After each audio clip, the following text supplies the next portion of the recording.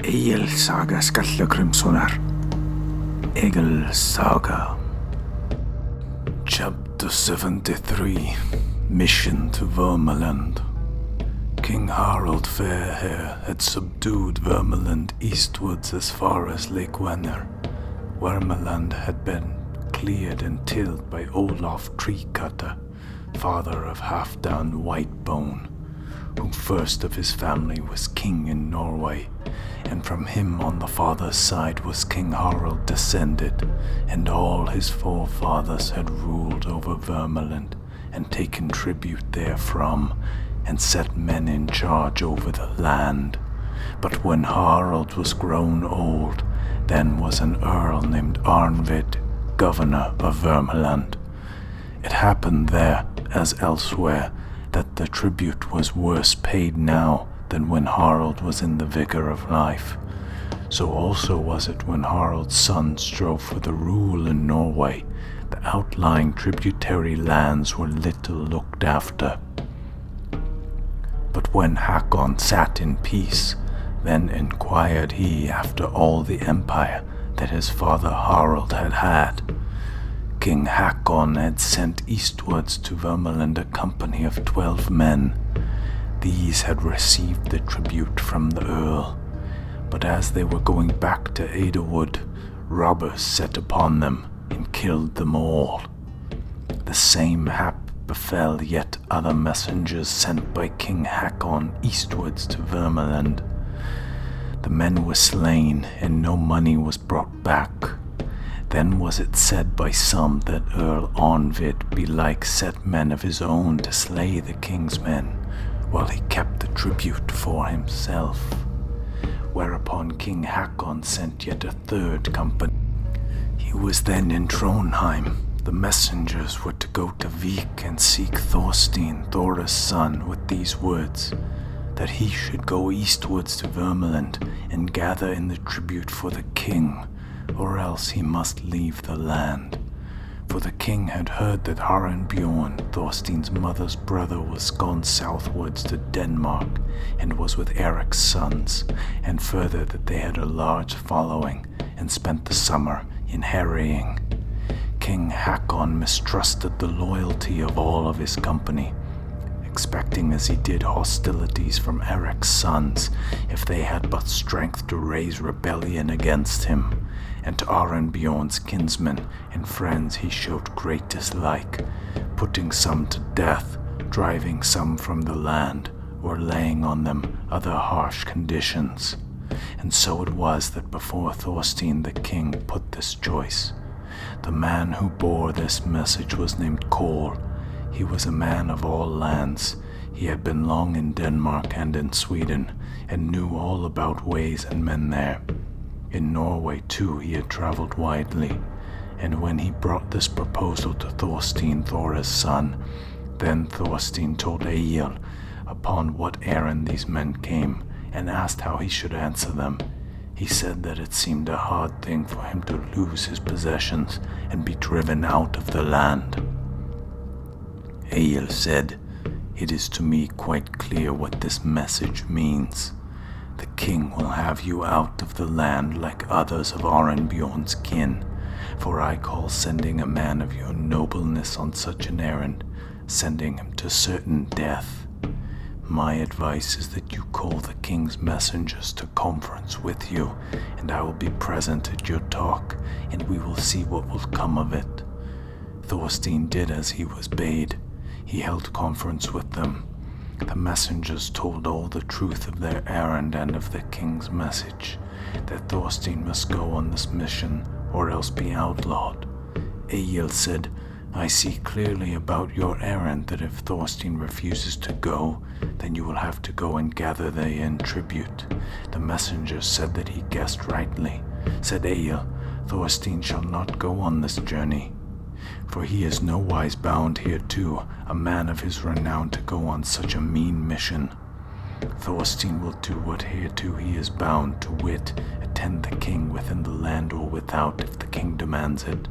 Also, if you want to have some men from hence for this journey, this will be granted you, and all such furtherance of your journey as you may name to Thorstein." Then the messengers talked amongst themselves and agreed that they would accept these terms if Egil would go with them on the journey. The king, they said, bears him great ill will, and he will think our journey a right good one if we bring it about that Egil be slain.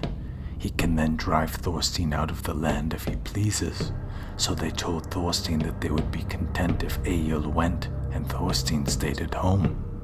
So shall it be, said Egil. I will release Thorstein from this journey, but how many men think you that you need to take from hence? We are 8, said they. We would fain have 4 men go from hence, then we are 12. Egil said it should be so. Onundsjoni and some of Egil's company had gone out to sea to look after their ship and another cargo which they had given into safekeeping in the autumn, and they had not yet returned. Egil thought this a great pity, but the king's men were impatient to be gone and would not wait. Chapter 74. Journey to Vermonland. Egil with 3 comrades made him ready for the journey. They had horses and sleds, and so had the king's men. There was then deep snow, and all the roads were effaced. They betook them to their journey when they were ready, and sledged up the land. And when they came eastwards near Ada, it happened one night that so much fresh snow fell that they could not see the way. On the morrow they travelled slowly, because there were snowdrifts directly one left the track. And as the day wore on, they stopped to bait the horses. This was near a wooded bridge. Then spoke the king's men with Egil. Here now the roads divide. Forward below the ridge dwells a landowner named Arnold, our friend. We with our party will go and lodge there, but you shall go yonder on the ridge, and when you come over it, you will soon have before you a large house, where you are sure of lodging. A wealthy man dwells there, Armod Beard by name. But tomorrow early we will again join company, and go on next evening to Ada Wood. There dwells a worthy landowner named Thorfinn. Upon this they separated, Egil and his men going up the ridge. But of the king's men this is to be told, that no sooner were they and Egil out of sight of each other than they took their snowshoes, which they had brought with them secretly, and put them on. Then they retraced their way as fast as they could. Night and day they travelled and turned toward upland, thence north by the Dover Fell, nor stayed they till they came before King Hakon, and told him of their journey. Egil and his comrades crossed the ridge that evening. To be brief, so soon as they left the main road and got upon the ridge, they found deep snow, steep rocks, tangled copsewood. Now and again in the snow the horses so plunged and lay that they had to be pulled up out of it, and over rocks and crags was a hard struggle. Much ado had they with the horses, but the walking for the men was of the heaviest, and sorely wearied were they when they came off the ridge and saw before them a large house, for which they made their way.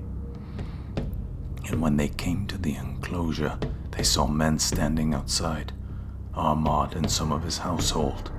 They exchanged words and asked each other's tidings, and when Armad knew they were the messengers of the king, he offered them lodging. This they accepted. Armad's housecarls took their horses and harness, but the master bade Egil go into the hall, and they did so. Armad made Egil sit in the high seat on the lower bench, and his comrades outside him. They spoke much of what a toilsome way they had come that evening, but the housecarls thought it a great marvel that they had won through it all. It was, they said, no road for men, even when it were free of snow. Then said Armad, Thank ye not this were the best hospitality, that a table should be set for you and supper given you now, and then you should sleep. This will best rest you. We should like this right well, said Egil. So Armad had a table set for them, whereupon were placed large bowls full of curds. Then said Armad that he was sorry he had no beer to give them. Egil and his men were very thirsty from weariness. They took up the bowls and drank the curds eagerly, Egil drinking far the most. No other food was brought. The household was numerous. The mistress sat on the cross bench, and beside her the other women. The master's daughter, 10 or 11 years old, was running about the hall floor. The mistress called her to her side and spoke in her ear. Then the girl went out to where Egil sat and recited a verse. To thee with this message my mother does send me, to bear word that Egil be wary and wait. So temper thy stomach, thus saith our lady, with fare far more worthy, soon feed we our guests. Armad struck the girl, and bade her hold her tongue. You are always, said he, saying what least suits. The girl went away, but Egil threw down the curd bowl, which was now nearly empty. The bowls were then removed from them, and now the household took their seats, and tables were set all around the hall, and food served. Dishes of meat were brought in and set before Egil and the rest. After this ale was borne in beer of the strongest. Soon they began to drink bumpers. Each man was to drink off the horn, and especial care was taken that Egil and his companions should drink hard. Egil drank without shirking a drop for a long while, but when his companions had become helpless, then he drank for them when they could not. So matters went until the tables were removed, and by then all in the room were quite drunk. But before each cup that he drank, Armad said, I drink to you, Egil. And the housecarls drank to Egil's companions with the same preface. A man was appointed to bear every cup to Egil's party, and he urged them to drink it quickly. Egil told his companions to drink no more, but himself drank for when they could not avoid. Egil soon found that it would not do for him to go on so. Wherever he stood up, went across the floor to where Armad stood, took him with his hands by the shoulders, and forced him back against the inner posts, and spat in his face. There was an outcry and uproar, but Egil went back to his place, sat him down, and bade them serve him drink. Armad leapt up and ran out. Egil continued to drink for a while, as did some others in the hall, but there was little merriment left. Soon Egil and his men stood up and took their weapons from the wall where they had hung them. They then went to the granary in which their horse were, and laid themselves down in the straw, and slept through the night. Chapter 75. Parting of Egil and Armad. Egil rose up in the morning as soon as it was day. He and his made them ready, and when ready they went out at once to the house to seek Armad. And when they came to the apartments where slept Armad and his wife and daughter, then Egil burst open the door and approached Armad's bed. He then drew his sword, but with the other hand grasped the beard of Armad, and forced him forward to the edge of the bed. But Armad's wife and daughter leapt up and prayed Egil not to slay Armad. Egil said he would spare him for their sake, for, said he, this is but meat, yet he has deserved to die. After this Egil cut off his beard close to his chin, and put out one of his eyes. Then he went out to his companions. They went on their way, and came a day meal time to the house of Thorfinn. He dwelt by Ada Wood. Of him they craved a day meal, and bait their horses. Thorfinn granted this, and Egil was with his men in the hall. Egil asked if Thorfinn had seen anything of the rest of this party. We appointed, said he, to meet here. Thorfinn said, here passed 6 men together a little before day, and they were all well armed. Then said a housecarl, I was driving a sledge in the night to fetch wood, and I came upon 6 men on the road. They were housecarls of Armad, but there was long before day. Now I am not sure whether they were there be the 6, but 6 of whom have spoke of you. Thorfinn said that the 6 men who had passed over to the housecarls came back with that load of wood. While they sat at meat, Egil saw that a woman lay sick on the dais at the ends of the hall. He asked who was this woman in such a sad case. Thorfinn said she was named Helga and was his daughter. She had long been ill. Her complaint was a pining sickness. She could not sleep at night and was as one possessed. Has anything, asked Egil, been tried for her ailment? Runes have been graven, said Thorfinn. A landowner's son hard by did this, and she is since much worse than before. But can you, Egil, do anything for such ailments? Egil said, maybe no harm will be done by my taking it in hand. And when Egil had finished his meal, he went there where the woman lay and spoke with her. Then he bade them lift him for her place and lay clean clothes under her, and they did so. Next he searched the bed in which she had lain, and there he found a piece of whalebone, whereon were runes. Egil read them, then cut the bones and scraped them off into the fire. He burned the whole piece of whalebone, and had the bedclothes that she had been used hung out to air. Then Egil sang, runes none should grave ever, who knows not to read them. Of dark spell full many, the meaning may miss. 10 spell words writ wrongly on whalebone were graven, whence to leak tending maiden, long sorrow and pain. Egil then graved runes, and laid them under the bolster of the bed where the woman lay. She seemed as if she waked out of sleep, and said she now felt well, but she was still weak. But her father and mother were overjoyed, and Thorfinn offered to Egil all the furtherance that he might think needful. Chapter 76. Egil comes to landowner Alf. Egil said to his comrades that he would go on his way and abide no longer. Thorfinn had a son named Helgi, a valiant man. Father and son offered Egil their company through the wood. They said they knew for a fact that Armod Beard had put 6 men into the wood to lie in wait for them and try and kill Egil. It was likely there would be more ambushed in the wood in case the first should fail. There were then with Thorfinn 4 that offered to go. Then Egil sang a staff. If 4 with me follow, thou findest not 6 men, with us bloody sword blows to barter and fight. And if he with 8 go, undaunted in courage, on 12 black-browed Egil, the battle will dare. Thorfinn and his men decided to go into the wood with Egil.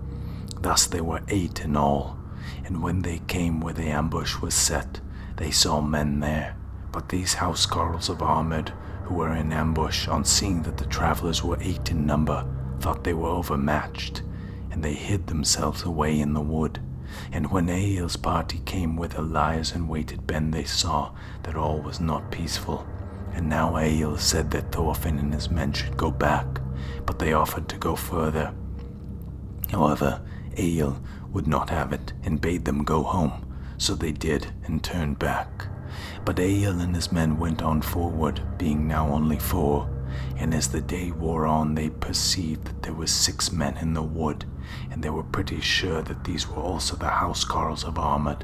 Upleapt them the hiding men, and they met their charge, and the encounter ended in Egil saying 2, and the rest running back in the wood.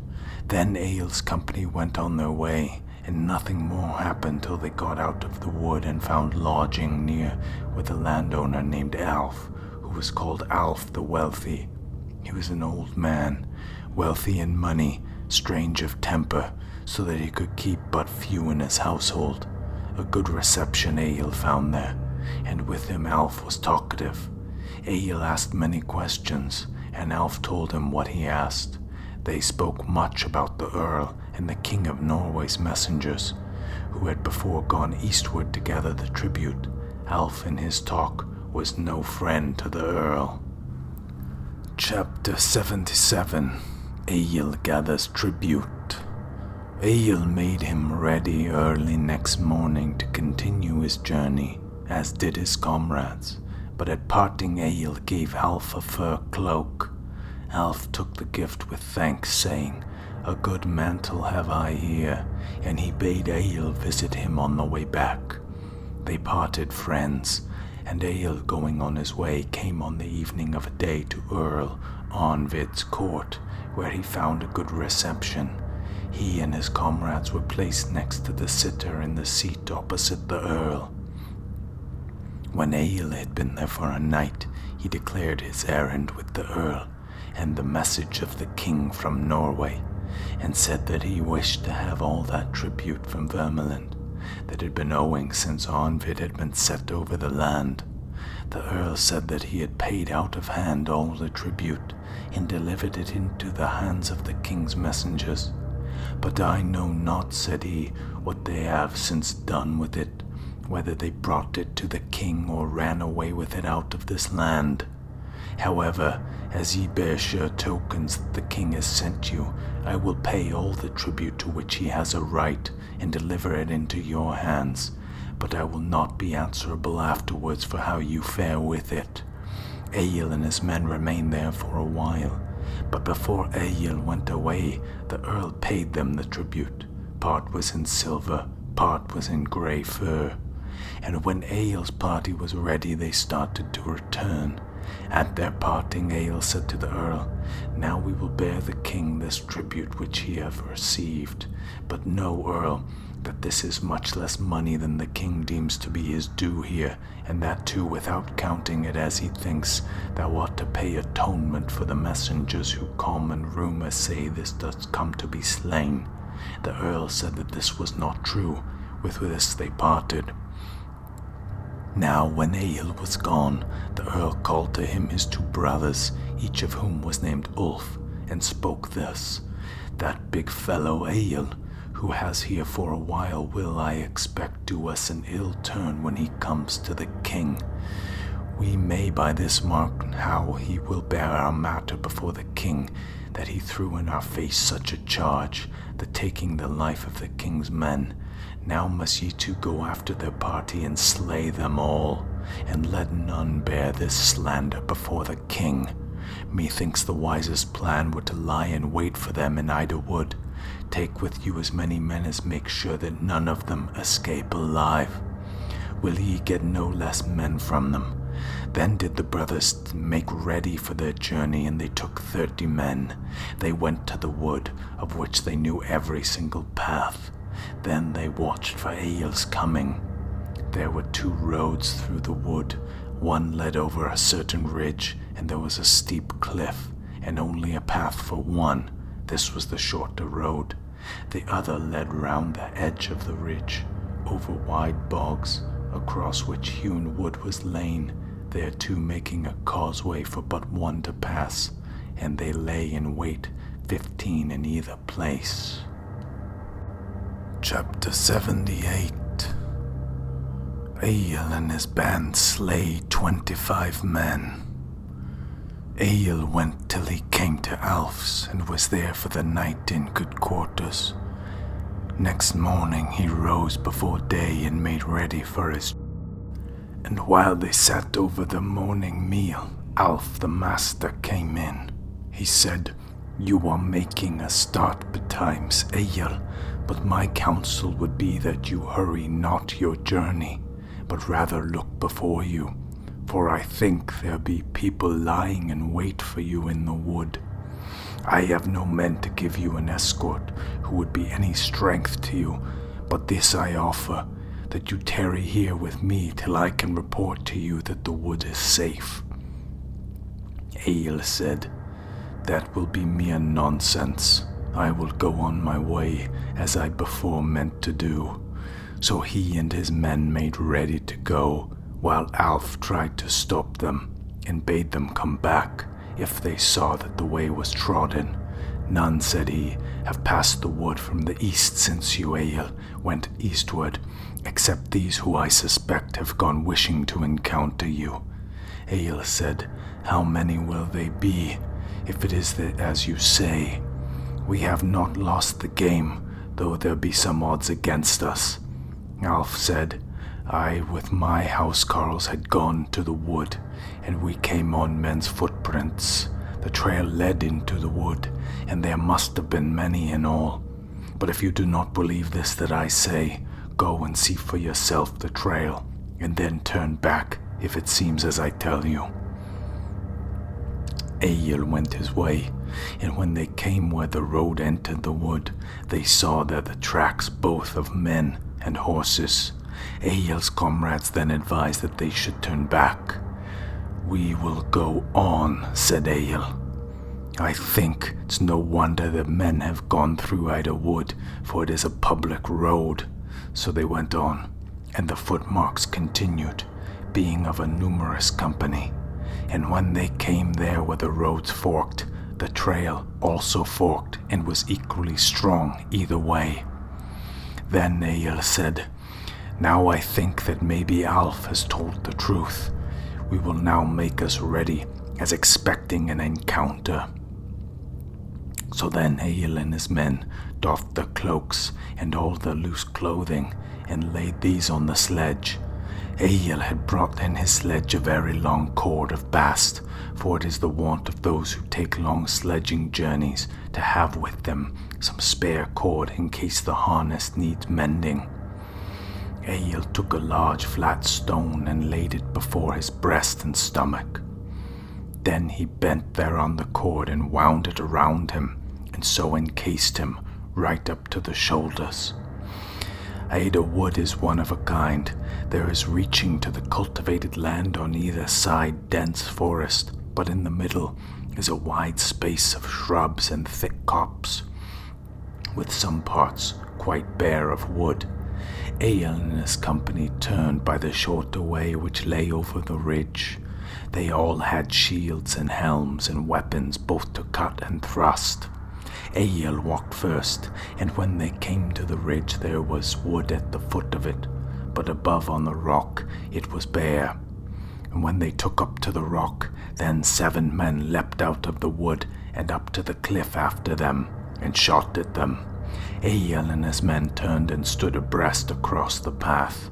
Then came other men against them, from above on the crag's brow, and cast stones at them. And this was by far the greater danger. Then said Egil, "We must you step back and close to the cliff, and cover yourselves as best you may, but I will try to win the summit." They did so. And when Egil got past the rock out on the top, there were in front of him 8 men, who all at once set upon him. Of their exchange of blows naught is there to tell. The end was that Egil slew all of them. Then he went forward to the verge of the summit and hurled over stones that could withstand, and therefore 3 of the Vermians fell, but 4 gat them into the wood, sore wounded and bruised. Then Egil and his men took their horses and went on their way till they came over the ridge. But the Vermians who had escaped brought news of this to their fellows, who were by the bog. They then advanced by the lower road, and so beset the way in front of Egil. Ulf said to his comrades, "We must now go cunningly to work with them, and so manage that none get away. This," said he, "is the nature of the ground. The road skirts the ridge, but some shall hide here in the wood, and leap out at the back when they have gone on before us, and take we such heed that none escapes." They did as Ulf bade. Ulf went forward round the brow, and 10 men with him. Egil and his men went on their way, knowing naught of this plan, till they came into the narrow path. Then out leapt men behind them, and drove at them with weapons.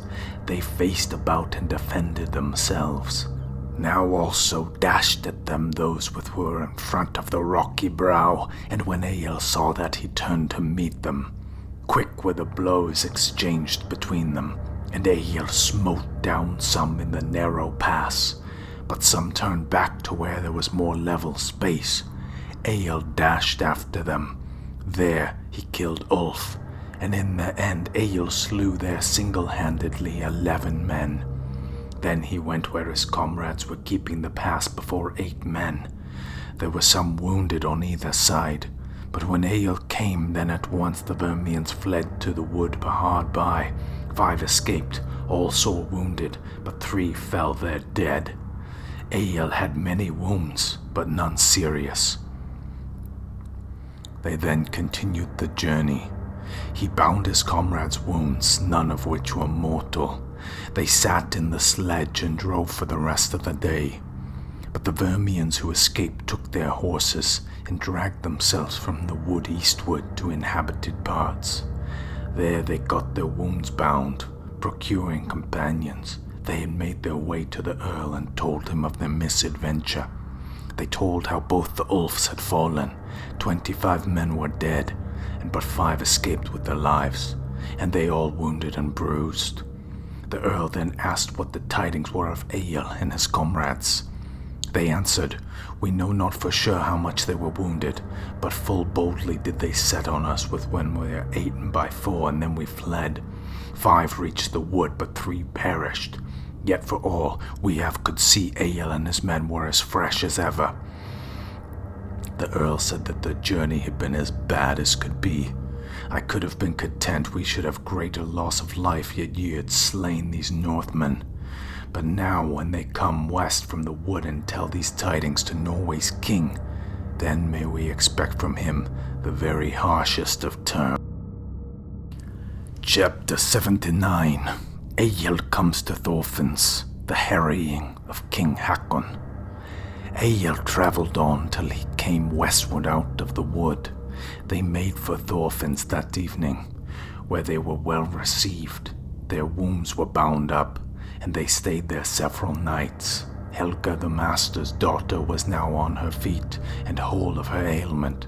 For this she and all the family thanked Egil greatly. He and his rested there themselves and their beasts. The man who had graved the runes for Helga dwelt not far off. It now came out that he had asked her to wife, but Thorfinn would not give her. Then this landowner's son would fain beguile her, but he should not consent. So he thought to grave for her love runes, but he did not understand them right, and graved that wherefrom she took her sickness. And when Egil was ready to depart, Thorfinn and his son escorted them on the road, they being thus 10 or 12 in company. They went with them all day as a guard against Armand and his housecarls. But when the tidings were heard how Egil's band had fought against overwhelming odds in the wood and conquered, then Armand thought it hopeless to raise shield against Egil, wherefore he with all his men sat at home. Egil and Thorfinn exchanged gifts at parting and pledged themselves to friendship. Then Egil and his men went their way, and no tidings are told of their journey before they came to Thorstein's. There their wounds were healed. Egil stayed there till spring, but Thorstein sent messengers to King Hakon to bring him the tribute for which Egil had come to Vermonland, who, when they came before the king, told him tidings of what had been done in Egil's journey, and brought him tribute. The king was now sure that what he had before suspected was true, namely, that Earl Onvid had caused the slaying of the 2 companies of messengers sent eastwards by him. The king said that Thorstein should have to leave to dwell in the land and should be reconciled to him. Then the messengers returned home, and on coming to Thorstein's told him that the king was well pleased with this Vermonland journey, and that Thorstein was now to have a reconciliation and friendship with the king. King Hakon in the summer went eastwards to Vik, whence he journeyed still eastwards to Vermonland with a large force. Earl Onvid fled away, but the king took large fines from those landowners whom he thought guilty against him according to the report of those who went after the tribute. He set over the land another earl, taking hostages of him and of the landowners.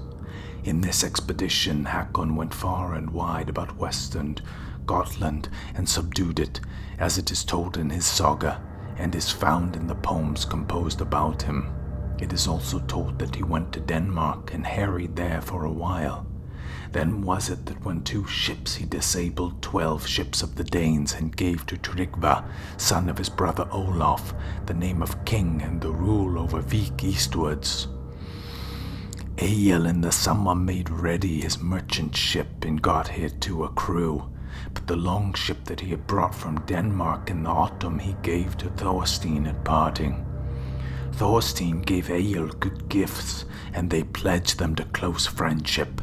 Egil sent messengers to Thord, his wife's kinsman, at Aarland, and gave him charge to arrange for those lands that Egil owned in Sogn and Hordaland, bidding him to sell them if there were a buyer. And when Egil was ready for his voyage, they sailed out along the bay and northwards along the Norway coast, and afterwards out into the main. They had a fairly good breeze, and came from the main into Borgafirth, and Egil steered his ship up the firth to the haven close to his own house. He had his cargo conveyed home, and his ship set up on wooden props. Egil went home to his house. Fain were folk to see him, and there he stayed for that winter.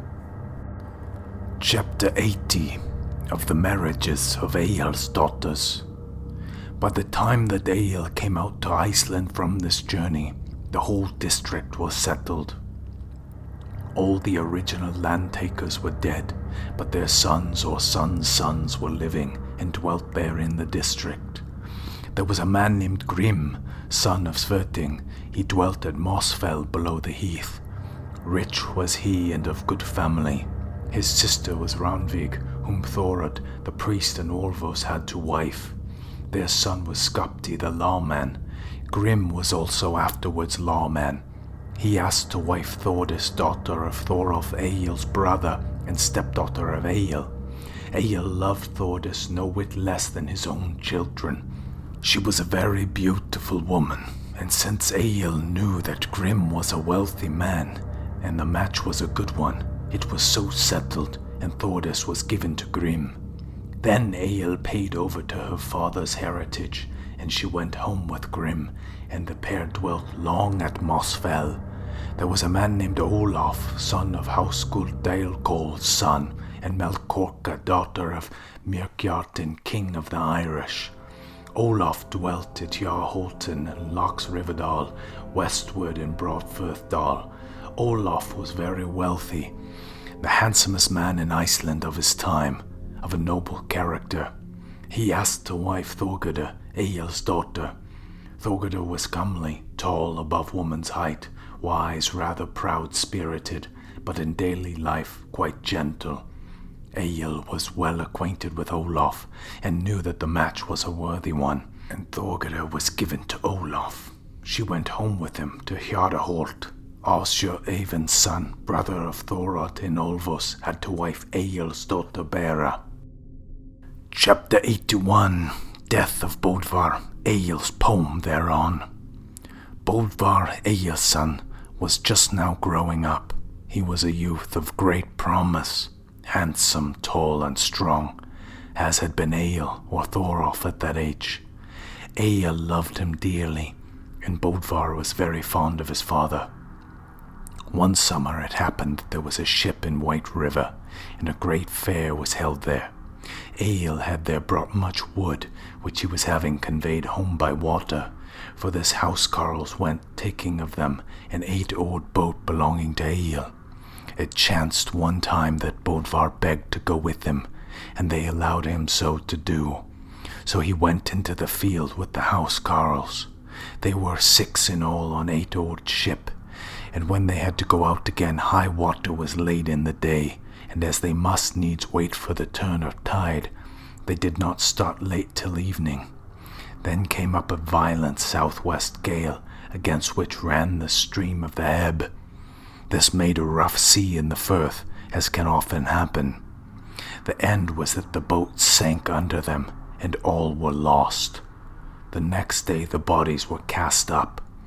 Bodvar's body came on shore at Einesness, but some came in on the south shore of the firth, whither also the boat was driven, being found far in, near Reykjahamana. Egil heard these tidings that same day, and at once rode to seek the bodies. He found Bodvar's, took it up and set it on his knees, and rode with it out to Digranes, to Skallagrim's mound. Then he had the mound opened, and laid Bodvar down there by Skallagrim. after which the mound was closed again. This task was not finished till about nightfall. Egil then rode home to Borg, and when he came home, he went at once to the locked bed closet in which he was wont to sleep. He lay down and shut himself in, none daring to crave speech with him. It is said that when they laid Bodvar in earth, Egil was thus dressed.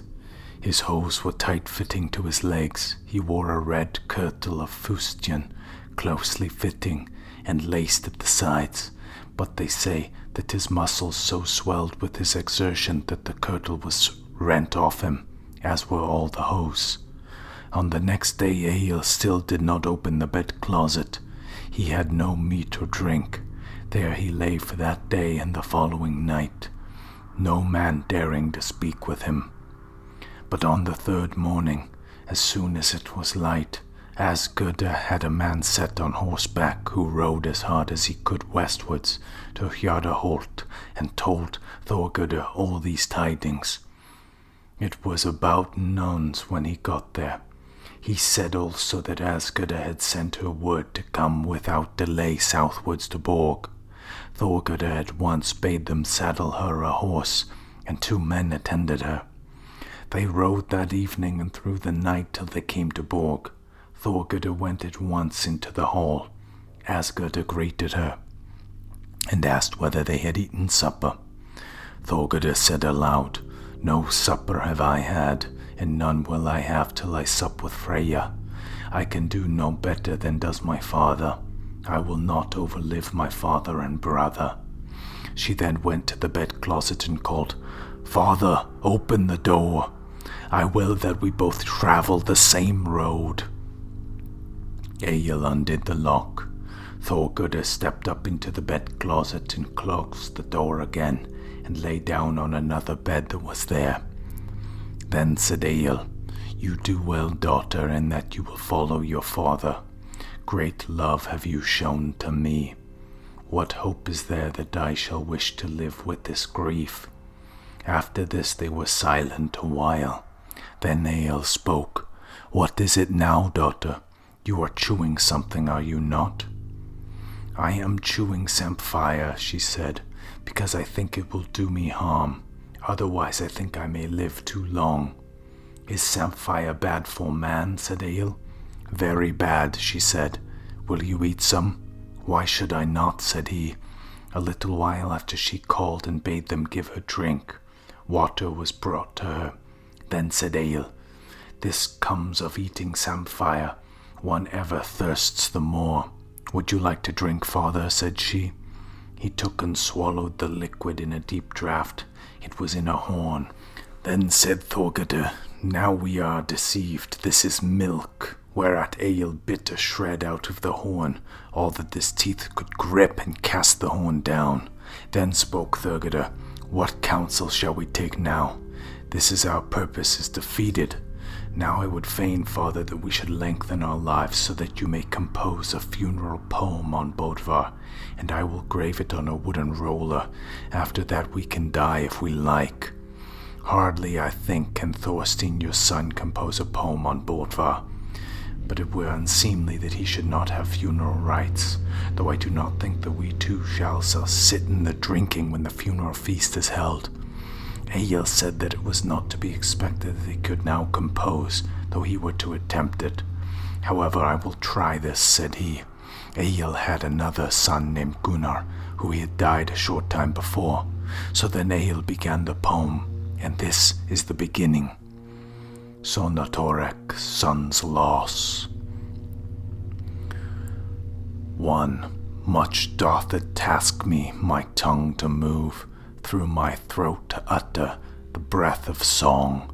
Posy, prize of Odin, promise now I may not, a draught drawn not lightly from deep draughts dwelling. Forth it flows but hardly, for within my breast heaving sobbing stifles, hindered stream of song, blessed boon to mortals, brought from Odin's kin, goodly treasure stolen from giant land of yore. He who so blameless bore him in life, o'erborne by billows, with boat was whelmed. Sea waves flood that whilom welled from giant's wound, smite upon the grave gate of my sire and son.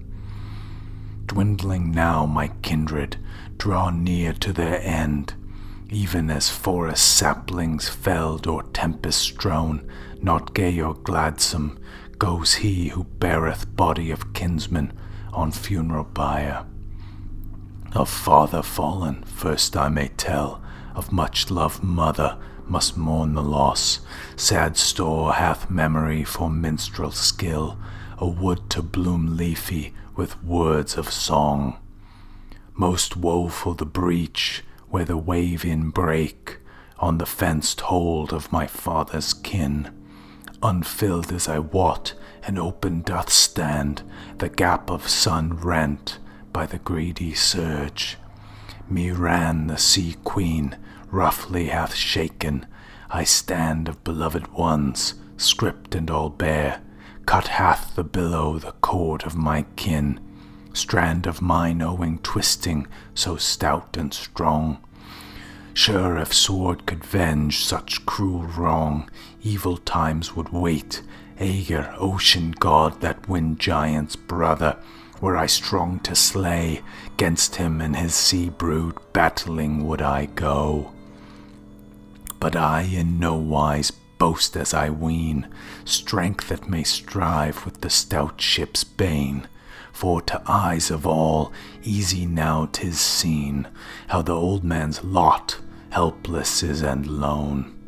My hath the main of much bereaved, dire is the tale, the deaths of kin since he the shelter and shield of my house hide him from life to heaven's glad realm. For surely I know in my son was waxing the stuff and the strength of a stout-limbed wight, had he reached but ripeness to raise his shield and oath and laid hand of his liegeman true. Willing he followed his sword's father word, though all opposing should thwart my rede. He and mine household mine honour upheld, of my power and rule the prop and the stay. Oft to my mind my loss doth come, how I brotherless bide, bereaved and lone. Thereon I bethink me when thickens the fight, thereon with much searching my soul does muse. Who staunch stands by me in stress of fight, shoulder to shoulder, side by side? Such want doth weaken in war's dread hour. Weak-winged I fly, whom friends all fail. Son's place to his sire saith a proverb true. Another son born alone can fill, of kinsmen none, though never so kind, to brother can stand in brother's stead. O'er all our ice fields, our northern snows, few now I find faithful and true. Dark deeds men love, doom death to their kin, a brother's body bought for gold. Unpleasing to me our people's mood, each seeking his own in selfish peace. To the happier bee's home hath passed my son, my good wife's child to his glorious kin. O then, mighty monarch of minstrel mead, the Lord on me a heavy hand harmful doth lay. Gloomy in unrest ever I grieve, sinks my drooping brow, seat of sight and thought. Fierce fire of sickness first from my home swept off a son with savage blow, one who was heedful, harmless I wot, in deeds unblemished, in words unblamed. Still do I mind me when the friend of men high uplifted to the home of gods that sapling stout, of his father's stem, of my true wife born, a branch so fair. Once bare I goodwill to the great spear lord, him trusty and true I trowed for friend, ere the giver of conquest, the car-born god, broke faith and friendship false in my need. Now victim and worship to Vilir's brother, the god once honored, I give no more. Yet the friend of Mimir on me hath bestowed some boots for bale, if all boons I tell. Yet he, the wolf tamer, the war god skillful, gave poesy faultless to fill my soul. Give wit to know well each wily trickster, and force him to face me as foeman in fight. Hard am I beset, whom Hela, the sister of Odin's fell captive, on Digraness waits. Yet shall I gladly, with right good welcome, dauntless in bearing, her death blow bide. Egil began to cheer up as the composing of the poem went on, and when the poem was complete, he brought it before Asgurda and Thorgurda and his family. He rose from his bed and took his place in the high seat. This poem he called Loss of Sons. And now Egil had the funeral feast of his son held after ancient custom. But when Thorgurda went home, Egil enriched her with good gifts.